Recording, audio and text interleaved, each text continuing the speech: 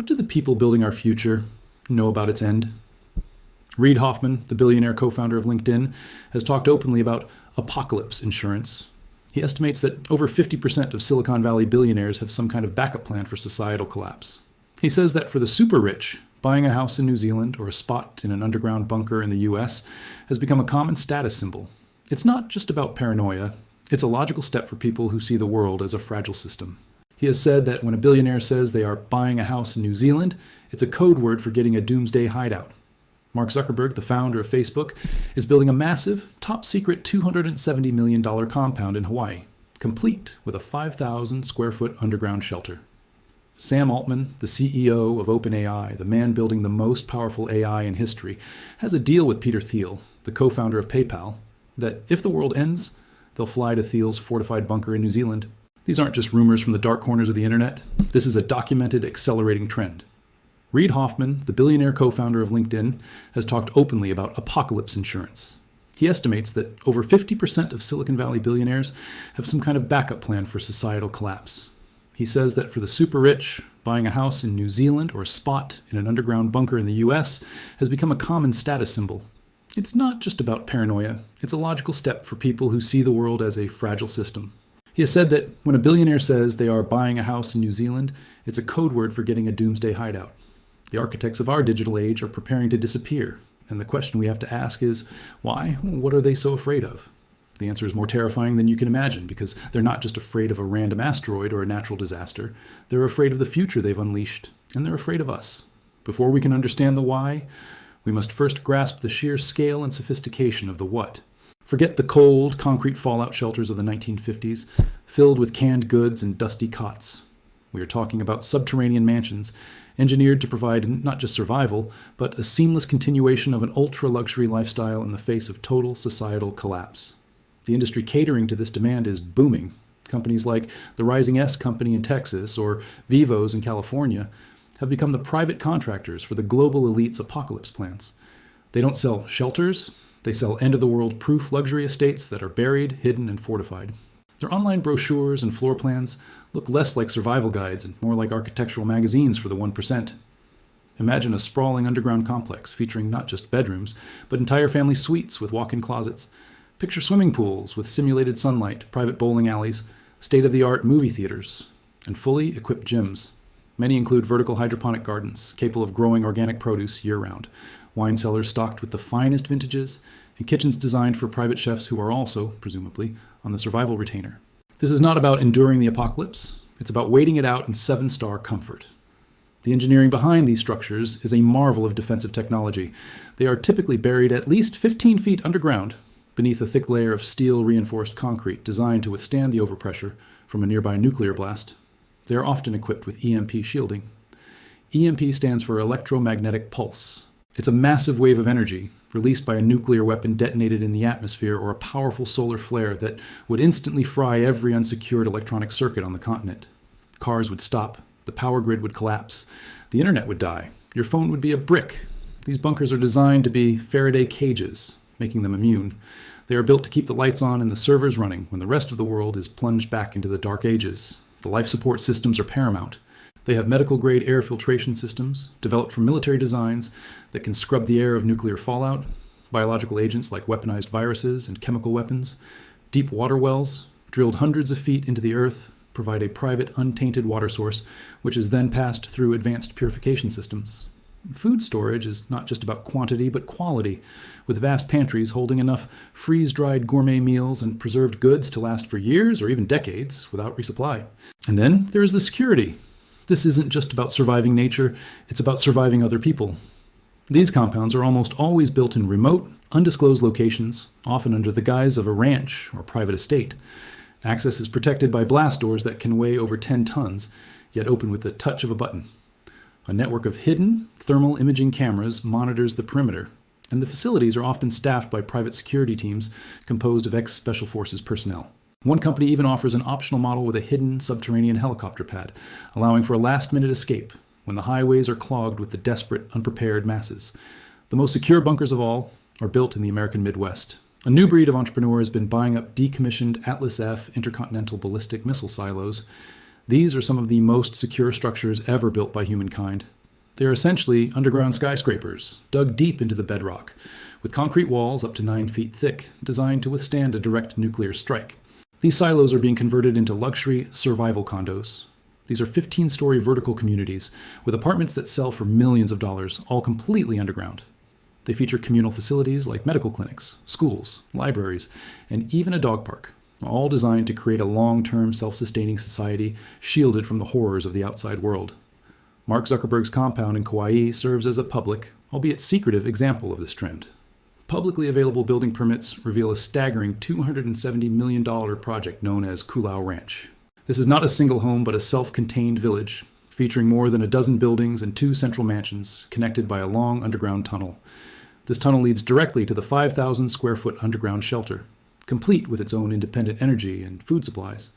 The entire property is encircled by a 6-foot privacy wall, and it's widely reported that anyone who works on the project, from carpenters to electricians, is bound by a strict and legally intimidating non-disclosure agreement. This isn't a hobby. This is a calculated, strategic, multi-million-dollar investment in what is becoming a new asset class for the ultra-wealthy: survival real estate. And it forces us to ask the most important question of all: an investment against what exactly? So, what is the specific cataclysm that these billionaires see looming on the horizon? Through interviews and the very nature of their preparations, a clear picture emerges. It's not just one single threat. It's a terrifying convergence of 5 existential risks, many of which they have had a direct hand in creating. First, and perhaps most urgently, social collapse. The ultra-wealthy are acutely, perhaps more than anyone, aware of the staggering and growing gap between the rich and the poor. They have access to the raw economic data. They see the political polarization, the breakdown of civil discourse, and the seething anger directed squarely at the 1%. In private conversations, many of them speak of something they call the event, a moment when the social contract finally shatters. This could be triggered by a global financial crash far worse than 2008, or, as we discussed in our last video, the final failure of our current economic system. They see the numbers.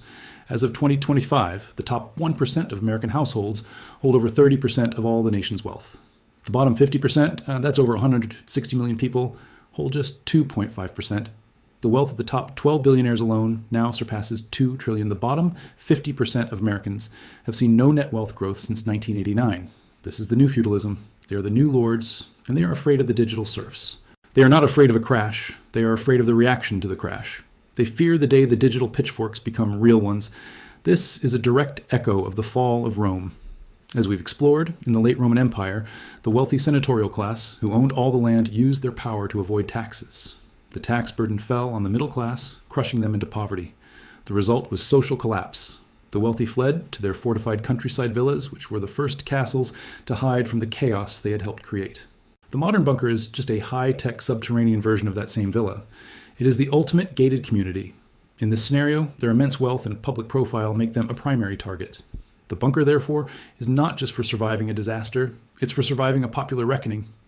They fear the day the guillotines come out. Their fortress is their only escape from a population that feels left behind and betrayed. Second, pandemics and engineered biowarfare. The COVID-19 pandemic was a global dress rehearsal, and the elite were paying close attention. It served as a proof of concept for how fragile our interconnected world truly is. They watched in real time as borders slammed shut, as global just-in-time supply chains disintegrated, and as modern societies descended into panic over something as simple as toilet paper. They saw that the wealthiest nation on Earth couldn't even produce its own medical masks or critical pharmaceutical ingredients because its manufacturing base had been hollowed out and offshored. This is a fragility we explored in our video on the Soviet Union's collapse, which was also defined by a failure of supply chains. Their bunkers are designed for total hermetic isolation. The advanced air and water filtration systems can remove microscopic pathogens, ensuring they can comfortably ride out the next, potentially far deadlier pandemic. More than that, they are concerned with the rise of synthetic biology and CRISPR gene editing technology, which makes the creation of engineered, weaponized pathogens more accessible than ever before. Third, the AI singularity. This is a uniquely Silicon Valley fear, a Promethean anxiety. The very people building the next generation of artificial intelligence are some of the most vocal and concerned about its potential dangers. Sam Altman, the CEO of OpenAI, has openly stated that the worst-case scenario for AI is lights out for all of us. They worry about the creation of an artificial general intelligence, or AGI, That's an AI that can think, learn, and strategize at a level far beyond human comprehension. The fear is not necessarily of a Hollywood-style killer robot army. It's of something more subtle, a superintelligence whose goals are misaligned with humanity's. An AGI tasked with solving climate change, for example, might logically conclude that the most efficient solution is to eliminate the primary cause, humans. Or, in a more bizarre scenario, an AI given the simple goal of maximizing paperclips might decide to turn the entire planet and everything on it into paperclips. It wouldn't be evil. It would just be coldly, perfectly logical in executing its flawed command. A bunker is a place to hide from a godlike entity that you cannot reason with, fight, or outsmart.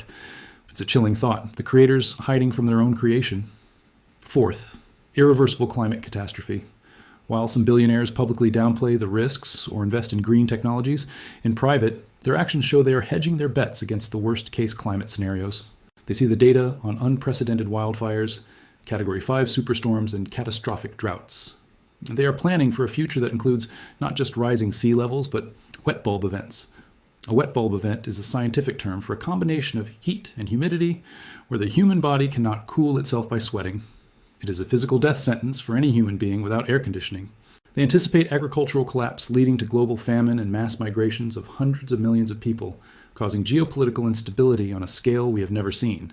This, of course, feeds directly back into threat number one, social collapse. Their bunkers are strategically built in geologically stable and climate-resilient locations, like the arid plains of Kansas or the temperate mountains of New Zealand, preparing for a world where the surface becomes increasingly hostile. And fifth, the return of nuclear war.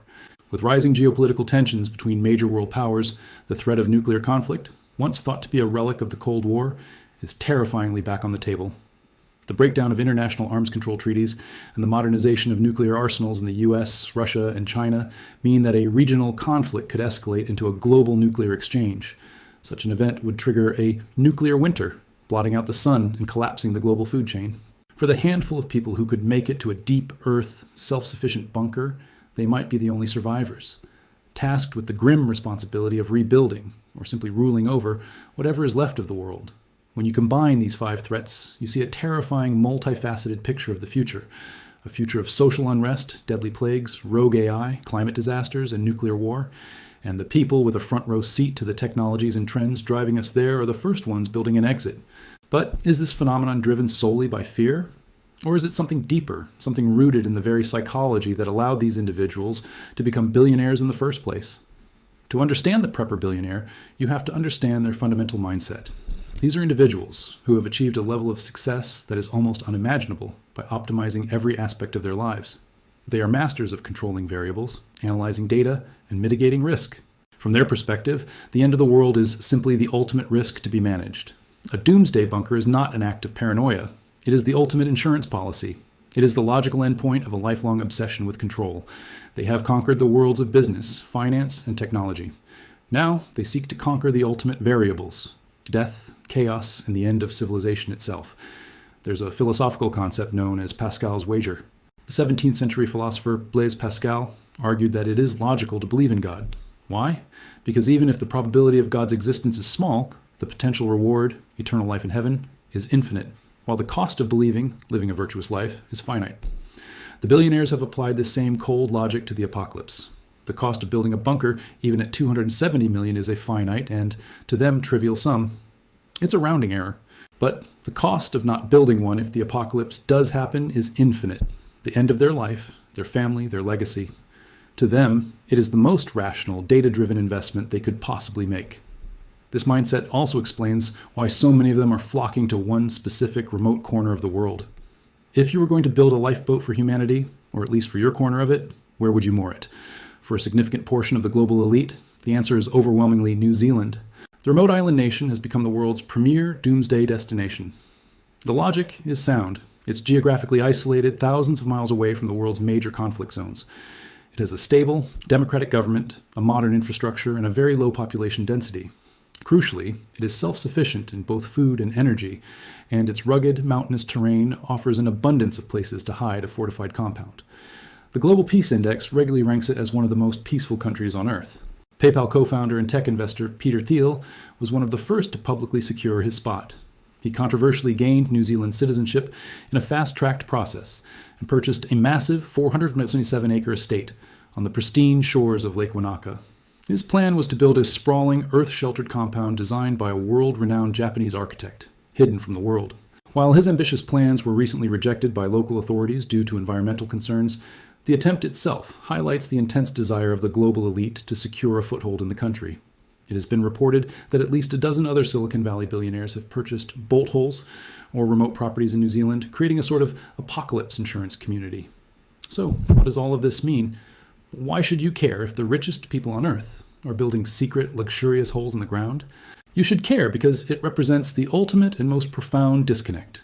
The people with the most power, the most resources, and the most influence to help solve the world's most pressing problems are instead planning to abandon it. They are investing their vast fortunes in private survival rather than in collective resilience.